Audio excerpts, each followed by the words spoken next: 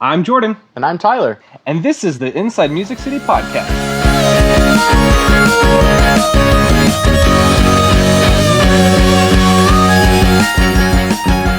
Welcome to another episode of Inside Music City, where it's our job to talk to music industry professionals about the ins and outs of the music business. This episode is brought to you by our wonderful patrons. Yay! Thanks, guys. You can learn more about becoming part of the Patreon family, as well as finding a lot of behind-the-scenes content by visiting www.patreon.com/Inside Music City. In this episode, we talked to Marcus Hummon. He is a Grammy Award winner for writing Blessed Broken Road by Rascal Flatts. He's also written for people like Tim McGraw and Sara Evans as well. He has written a couple musicals, as well as co-produced a movie titled The Last Songwriter, which made its debut at the Nashville Film Festival. We really hope you enjoyed this episode of Inside Music City. Hey Marcus, welcome to the show. Hey, good to see you guys. You too. Welcome to my house. Thanks. It's a beautiful house. Good morning. Thank you very much. So you have done a lot in music. Can you give us a little, the Spark Notes version of everything you've done? Well, the main thing I really came to Nashville to be a singer-songwriter and an artist.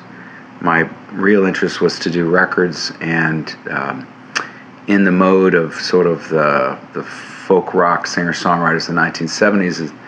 At my age, that's who I grew up with, and they were kind of our troubadours and our poets and so forth. So I modeled my activities after that, and really that was my focus for into my 30s. It happens that during that period of time, as I moved about, I ended up in Nashville, and Nashville, of course, was in the middle of a huge wave. It's this really remarkable period. The late 80s into the 90s and early 2000s is sort of a stunning period. Musicologists will point to this time as a great wave, and I was fortunate to be part of that, to catch a little bit of that.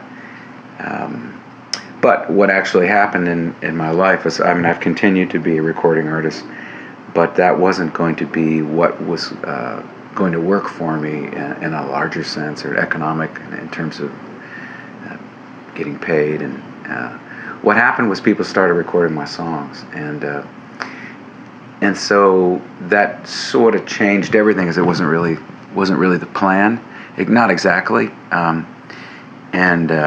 But then it began to happen, and happened a fair amount.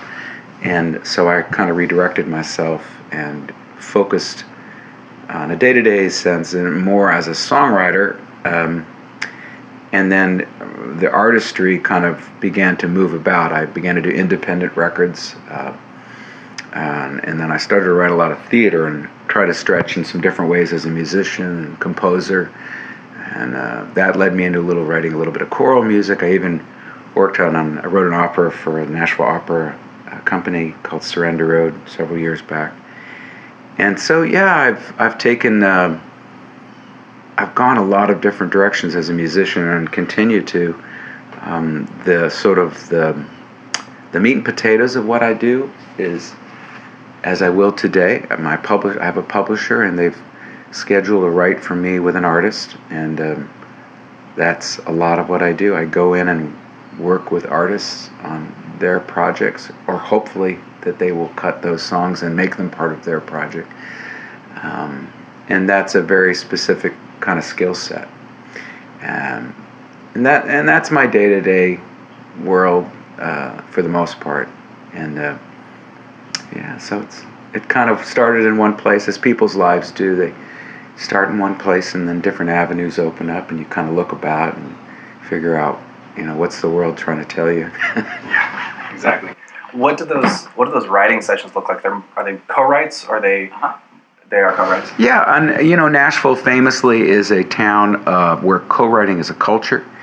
A lot of us came to Nashville from the background of writing everything by ourselves, because a lot of our heroes did that. And I still write a lot by myself as well. I probably only co-write maybe twice a week, sometimes 3 times a week. That's sort of the peak of it for me. In Nashville, it's not uncommon to write every morning and every afternoon. For particularly young writers, it's kind of a pet peeve of mine. I think far too much of that is done. But the positive side of co-writing is, well, there are many positives. But one of the best things is that it creates a community, and Nashville is far and away the largest songwriting community in the world. And even though we've had our professional numbers have dropped significantly. I've just recently co-produced a movie called The Last Songwriter that was just out at the Nashville Film Festival. And one of the things that we point out is that we've lost 80% of our professional community in the last 8 to 10 years. That's not just an NSAI statistic, it's a Wall Street Journal statistic. But there's still lots of us around. But anyway, to your point, it looks different for a lot of different people. For me, I go in, usually what I do is I listen to what the artist has done, and sometimes I'll talk to whoever their team is, get a sense for where they are, and then think about what in my bag of tricks connects with them. Because one of my premises as a co-writer, as a collaborator, is that I'm always as much the artist as they are. Now that sounds like an odd thing to say, but that's how I work in the world. I don't know any other way, because I came in as an artist, and consequently we either overlap as artists or I'm not the guy. I know that there are other people who come in and maybe they're track guys, or there's someone who's going to be a top line writer, which means just throwing lyrics at a track. That's just not my thing. So it doesn't work with everybody. But I tend to look for things. My publisher looks for stuff that sits a little bit on the periphery. I love things that are really musical, that are kind of ambitious. And I like to be involved in a lot of variety. I enjoy if you give me a bluegrass group, or if somebody leans a little blues or leans a little this or that. That's always particularly fun. But it's a blind date. Co-writing is its own art form, because it's very, obviously it's highly relational. I mean, particularly if you hope to write something that might have some maybe some depth to it. I don't want to put too fine a point on it, because you don't walk in every day and go like, hey, today I'm going to write American Pie. That's not how it is, but at the same time, it would be nice, and it is especially nice if you sit down with somebody and then you find that you're writing something that you're very proud of, and maybe something that actually touches people's lives. That requires relationship. So, and like a blind date, if you think about dating, that was a long time ago for me, but what I remember of it is that you may be attracted to someone, and then you sit down, and it seems like this is all going to make a lot of sense, right? And you go out to dinner and you sit down, and then she says something and it's over. You can find that and it's like that with songwriting, is that sometimes you be with somebody and you realize their skill set and their aesthetic is very much like him. You think, yeah, we're really simpatico. And then as you start to work, it's just not happening.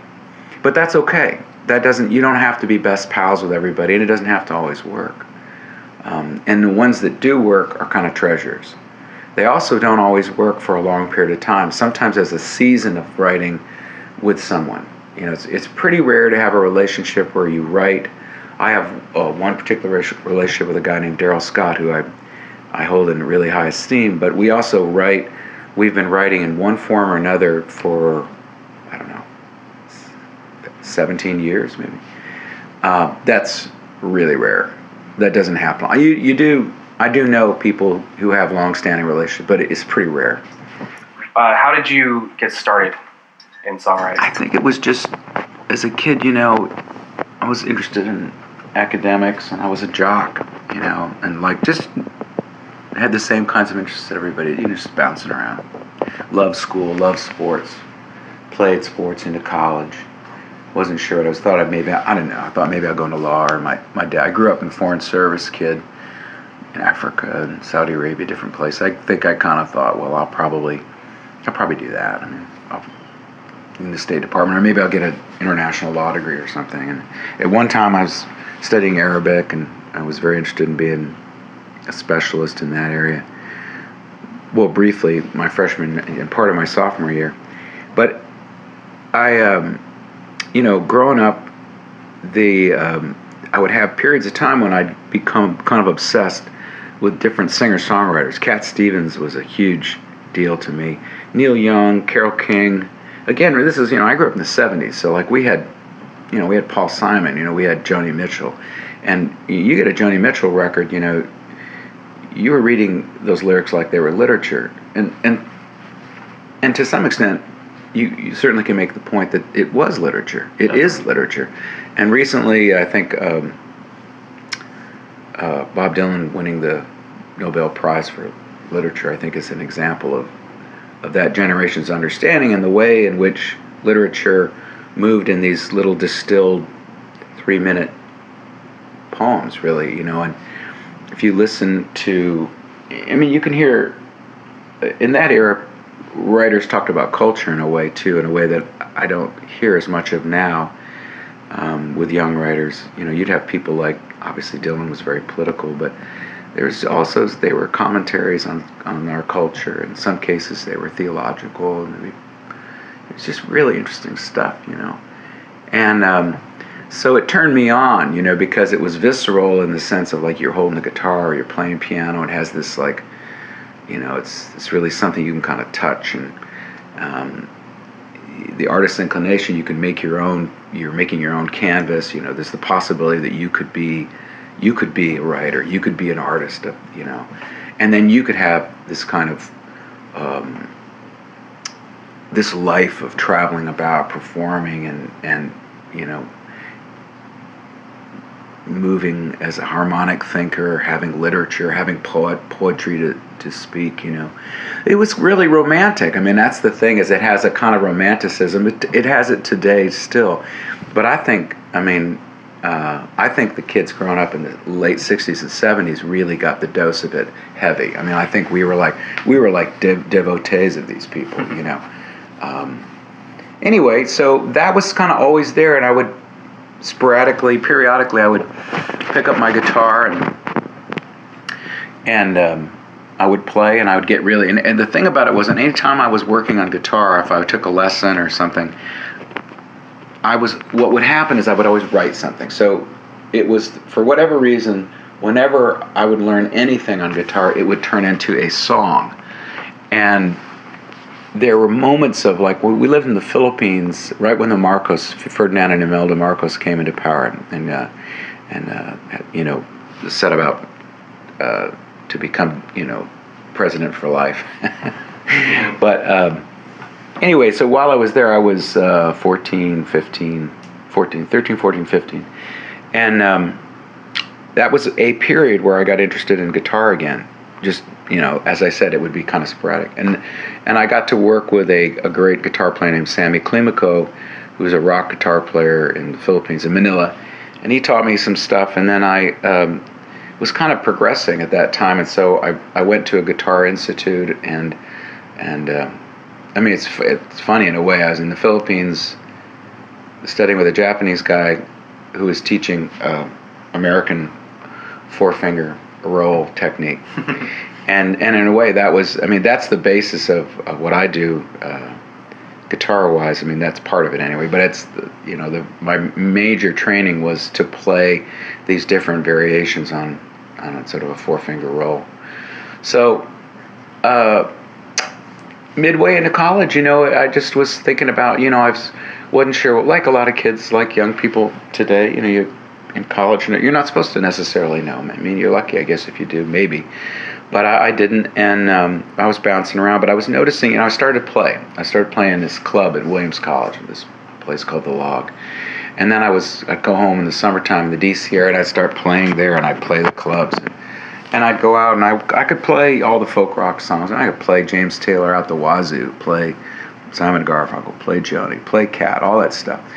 And but I was throwing in my own songs, and they weren't all terrible.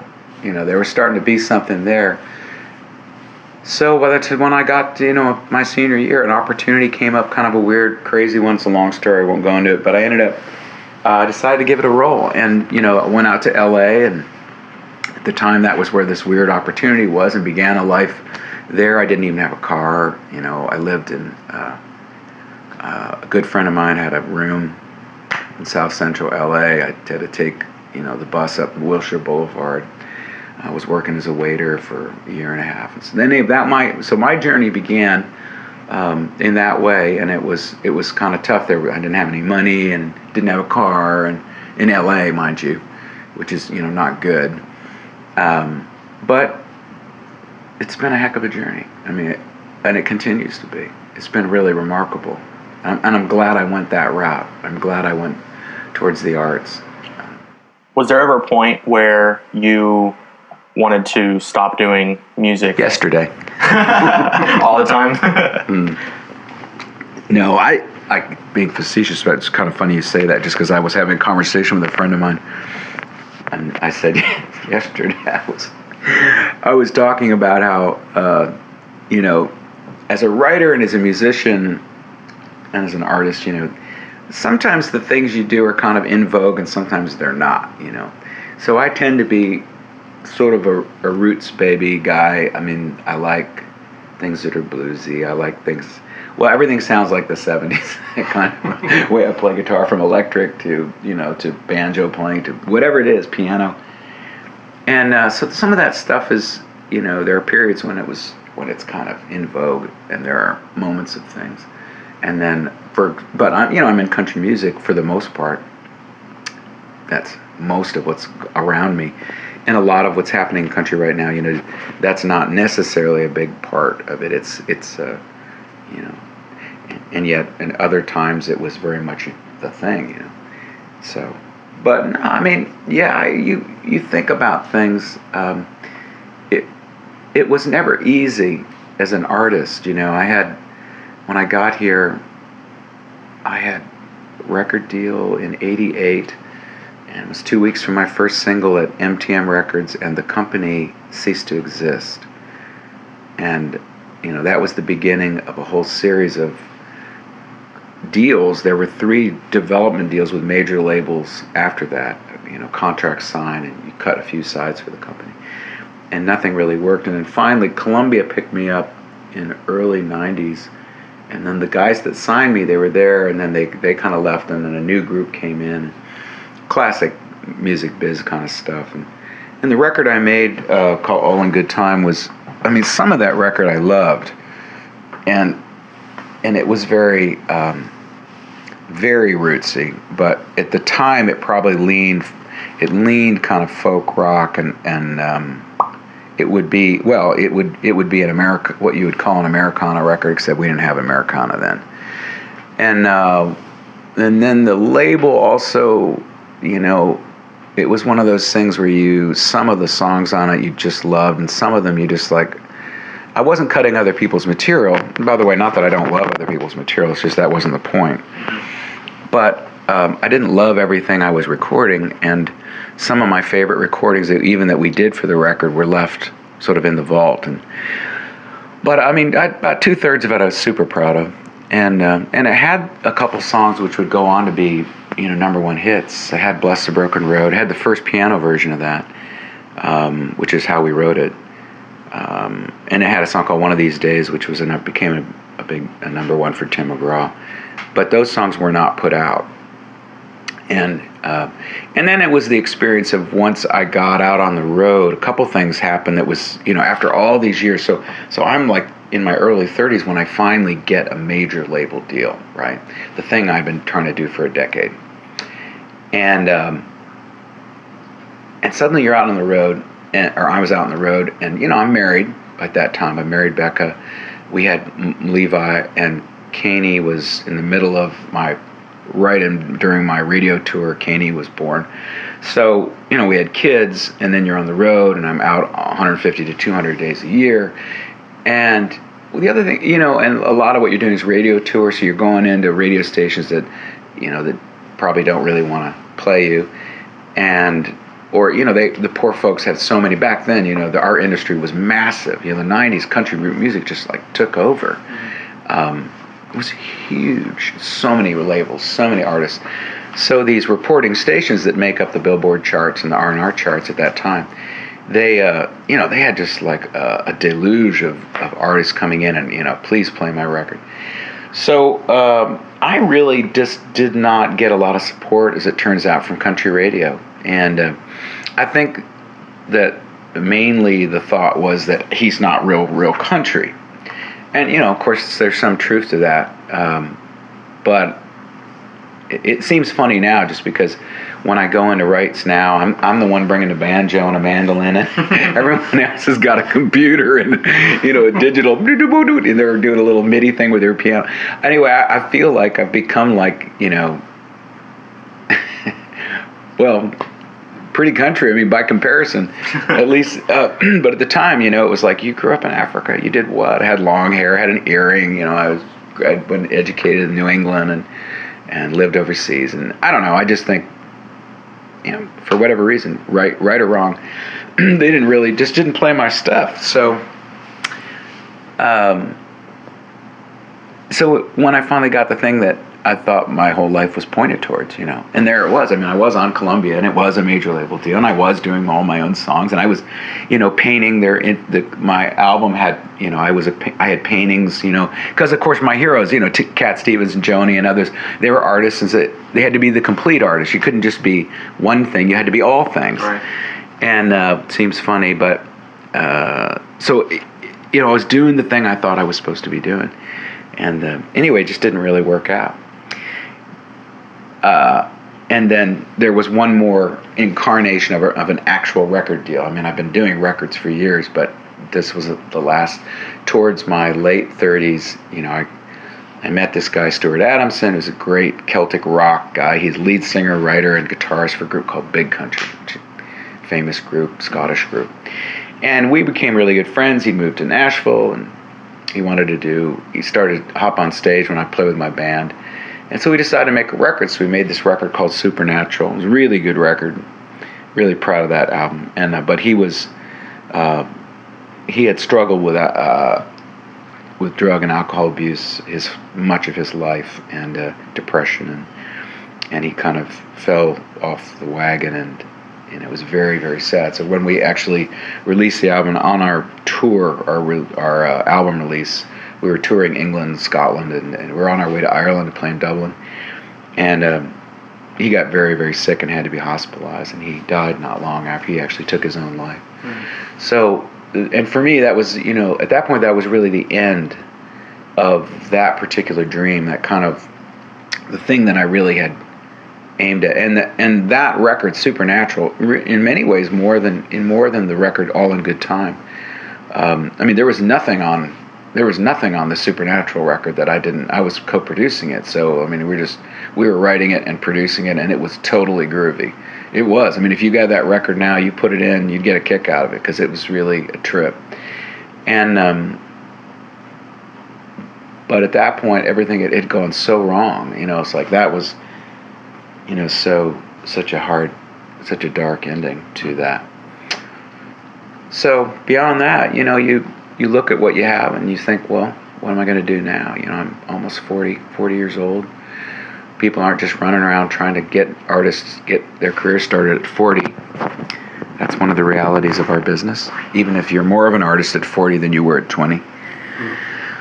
So then that's when I started to write other things. I started to write theater, and then I did independent records, and formed a little record company called Velvet Armadillo at one time with Scott Simon, who had signed, who was the head of RPM management, Tim McGraw. He had also been the attorney for the Dixie Chicks, one of the reasons why I got to write with the Dixie Chicks. Just a great guy, an attorney, but also a publisher, a really good record man. And so we started doing that kind of work, and I found that really fulfilling, because as an artist in those situations, of course, you're just doing whatever the heck you want, because nobody's, you're not really making that much noise anyway. And some people stay with that and they do make noise. I think of friends of mine like Daryl Scott and like Beth Nielsen Chapman's a really good example of somebody who kind of went that route, and then she turned it into like a huge, it's really, she's on tour when she wants to, and she's a big star in Europe and England especially, and the commitment there, that means that if you do that, you have to stay committed to the road, to 150 days on the road or 200 days on the road. So I was not interested in that. So that wasn't my idea of what I wanted to do under those circumstances. And I realized that if I kept writing, if I kept doing this Nashville writing thing, such as I do, it was, it was going well. I mean, like people were cutting songs, and finally, then I was having hits. And so when you're having hits, suddenly you're making a little bit of money. I mean, where you've never seen any money, all of a sudden you have some money. And you're putting money away for your kids, and you're doing things like that. And at the same time, for me, this is the way I looked at it. As long as, one, that I stay very, very much the artist in my co-writes, and I don't change I don't try to, chase the center or whatever that is. I don't want to ever become one of those guys.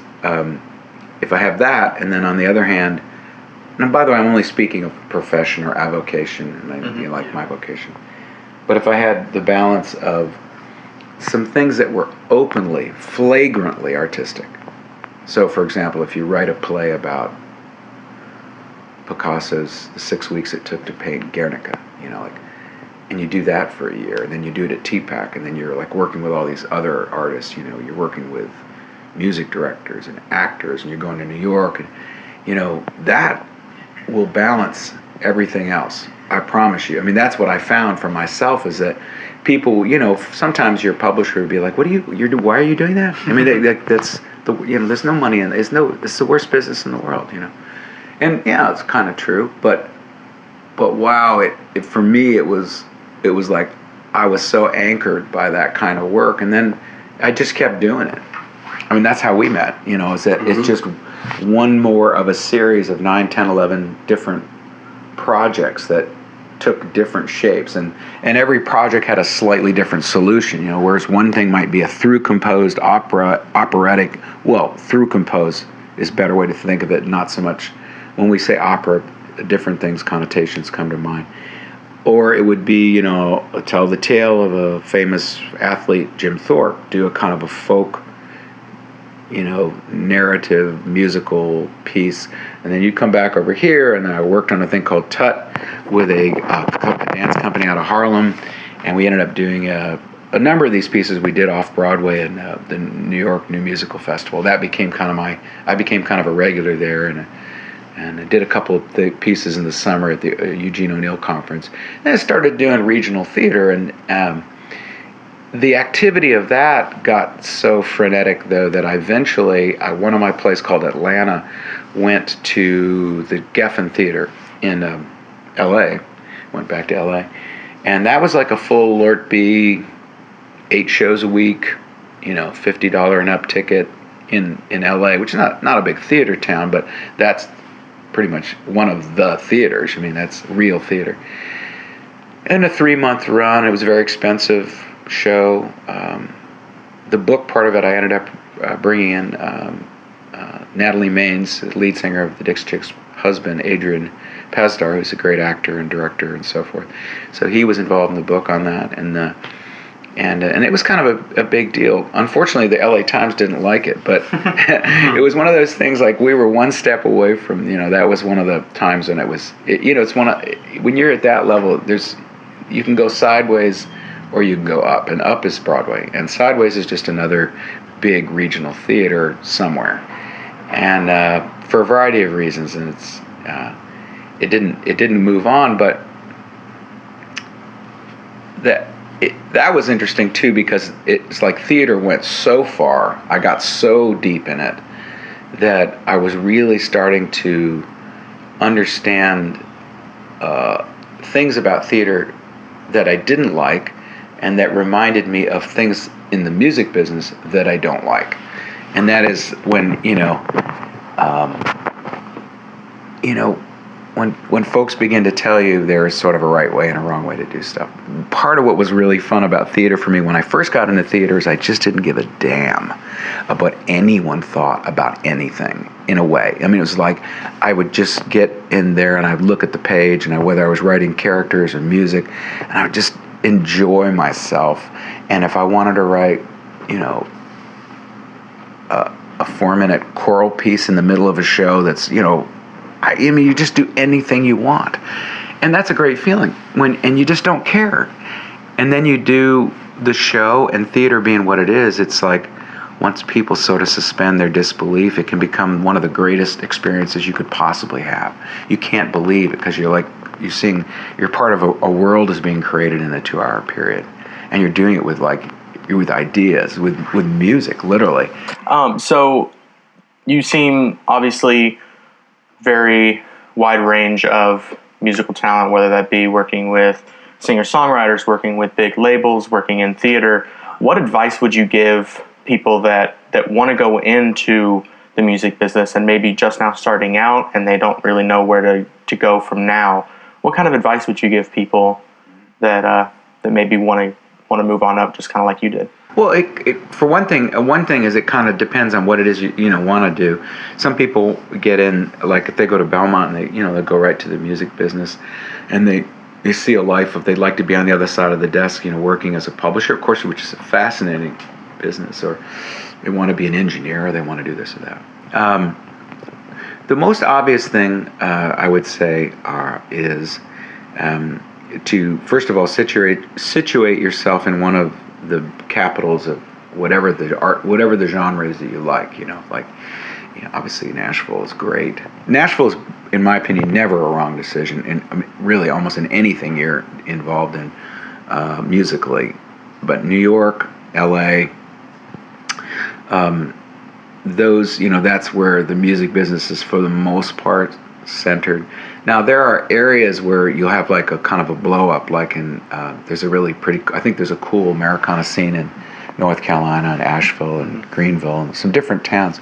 And if you're going that route, you can situate yourself there, and it could be the place of tomorrow, or Minneapolis is hot. Atlanta's been hot. Atlanta's hot right now. I understand, hip hop, and very hot place to be. So you have to be cognizant of that, and so you want to put yourself in the centers, and you want to be where people, where the real competition is in a way. So you're duking it out in a way. You don't have to always think of it competitively, but maybe the athlete background that I have is like, if you're going to go for something, then get yourself in the arena. So that would be the one thing. Now, from an educational standpoint, when I was a kid, I wasn't even aware of any programs like songwriting program like at Berkeley or Belmont. I'm not sure they existed. And I was not at the time. I did not understand myself as wanting to be classically trained in music. Later I would bemoan the fact that I didn't get that education, and I have to work backwards to get it. But at the time, I think colleges themselves are incubators for the music business. I mean, if you're in college, I think going to college and playing coffee houses and being involved in a student body and as a musician is a really great way, to get it going on. But that is, I'm speaking mostly as a performer, and so as a performer, that's by and large the way I best understand the music business. I'm a real believer in whatever your craft is, that that you simply take it very seriously. I think working, on a daily basis at what you do is always the right move, and I don't think it's any different for creators. If you're a writer, the idea of waiting on inspiration is, I don't buy into that myself. Like a lot of people have said, it's said very well in the movie I worked on recently by Jason Isbell, who's of course right now one of our great songwriters, and he talks about, he says, he has this moment in the movie, he says, I don't think plumbers wait on inspiration. And it's kind of a funny way to put it, but I think you need to work very, very hard, and that would be, those are the two most basic. There are other things like, you should probably make sure that you're known to whatever professional organizations exist. For example, the PROs, BMI, ASCAP. You can just walk in there. If you have a song, or something, you have the beginning of a career, they have people who are paid to listen. Mm-hmm. NSAI, if you're in Nashville, the Nashville Songwriters Association International, they're paid to listen. They will listen. Now, if I were moving into Nashville, like I have a son, we have a son, we have 3 sons, but our oldest boy, Levi, played last night. So he's knee deep in the business right now as a songwriter and a performer, and he's touring all the time. And he's been on Big Machine, this label, and now he's on another label. And he, he was in college in Florida doing something else. He was near St. Petersburg at Eckerd College. And he came home after his sophomore year, and he was like, "Well, Dad, I think I'm just going to drop out of school and go into music, And so his mom and I, we were like, "No, you can do that, but at least you're going to keep your education going. So why don't you look at Berkeley or Belmont?" And Belmont being better because your dad's here, and he's been around so long, he knows a lot of people, so he could help you out in that way. And so Levi briefly was at Belmont in the songwriting program. He had to apply and send his songs to James Elliott, and got in. And I played with him in a band for a while. But the thing about that was, what was good about that is he eventually got a publishing deal and left Belmont in the middle of his junior year, which, that's what he was there for, and it happened, and there it was. Mm-hmm. So we didn't fight him on it. But I think what was good about that, and what's to use him as an example, is that he situated himself somewhere where, the flame was hot. And then he started playing these clubs. And the reality is, if you're playing clubs, if you've got your shtick down to the point that it's good enough, you're out playing in like at a town like Nashville, or in a town like New York, or a town like Austin, or what's going to happen is there's going to be music business people are going to be floating around you at all the time. It's inevitable that you will run into somebody who could potentially have an effect, positive effect on your career.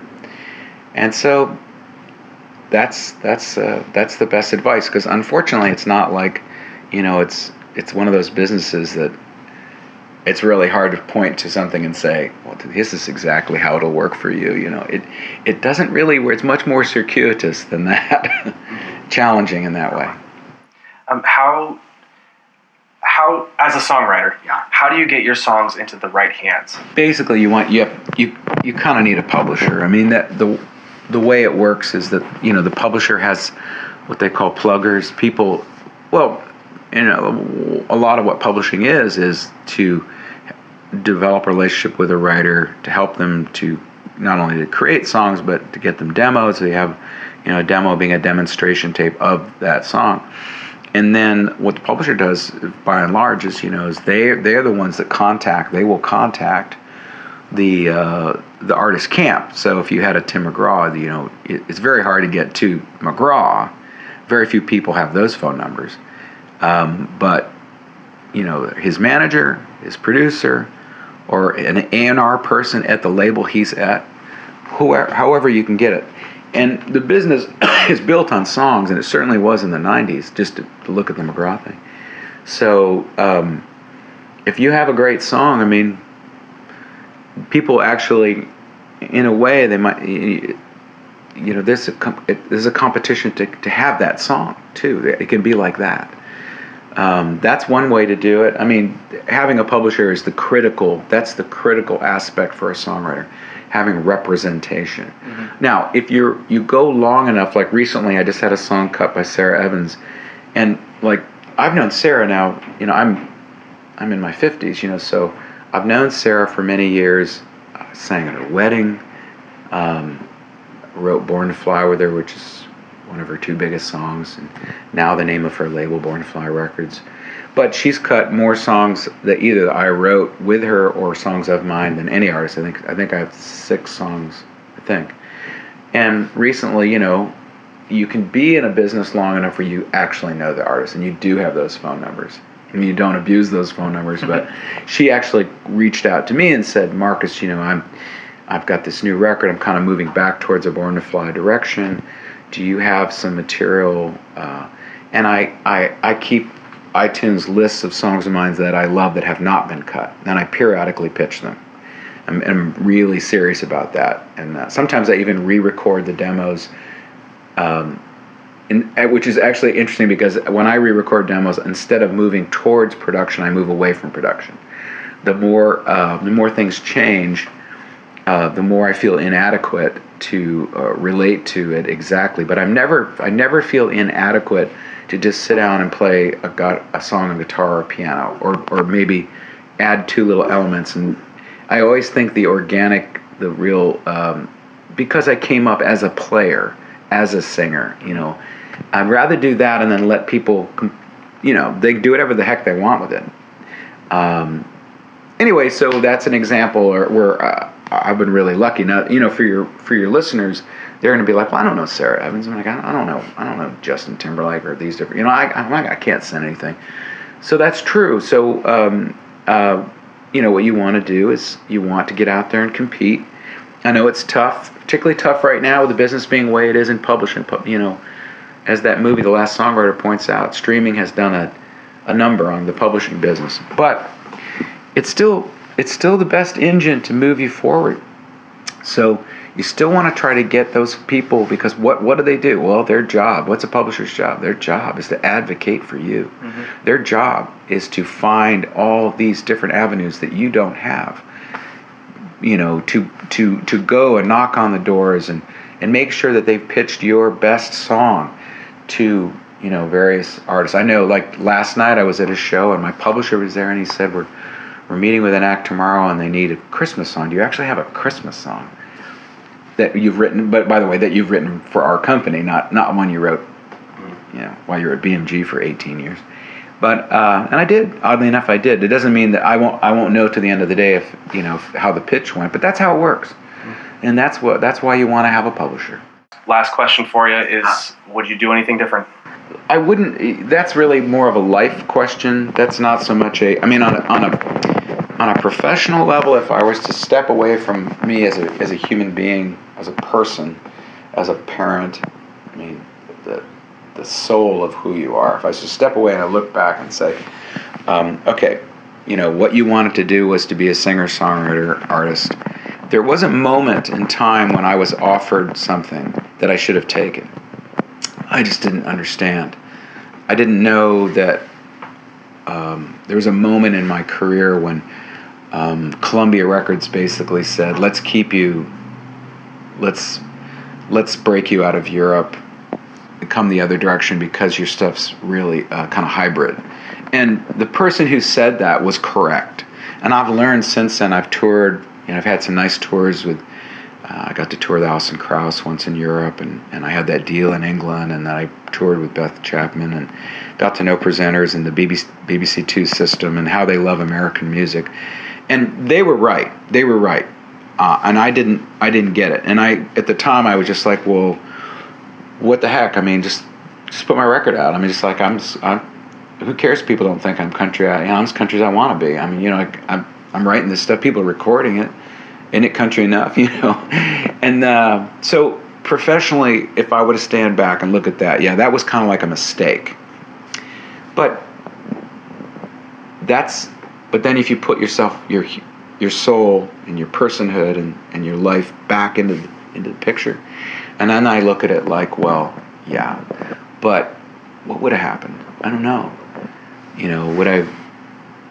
Would I've been able to be with my kids in a certain way?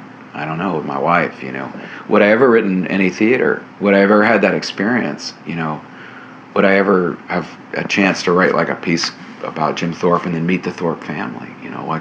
Would that ever happen? Probably not. So other things would have happened, and hopefully they would have been good things, but I don't know. And for the most part, I'd love to have a little, I don't know what I'd love to have. I feel pretty happy. Happy is funny too, because you're always challenged. I think you're always kind of moving towards new product, new ideas, new things, and those things you end up being sort of agitated, which is good. When that ends, then you're sort of done. And I don't feel that way at all. So in that sense, it's sort of that bless the broken road thing where you go, well, I made this decision, but this is what's blessed. So I feel blessed, so I think I'll just be happy with that. Hey, just a few more things before you take off. First of all, you can find links to everything we discussed in the show notes. This episode was brought to you by our wonderful patrons. If you want to learn more about becoming part of the Patreon family and how you can unlock behind the scenes content, you can find us at patreon.com/Inside Music City. If you enjoyed this episode, you can go to our Facebook page and let us know. You can comment on posts, pictures, videos, anything really. Our Facebook is Inside Music City. Be sure to give us a like. And finally, please, please, please forward this episode to someone you feel like would enjoy listening to or learning from our conversation today. And again, thank you so much everyone for listening. You're awesome.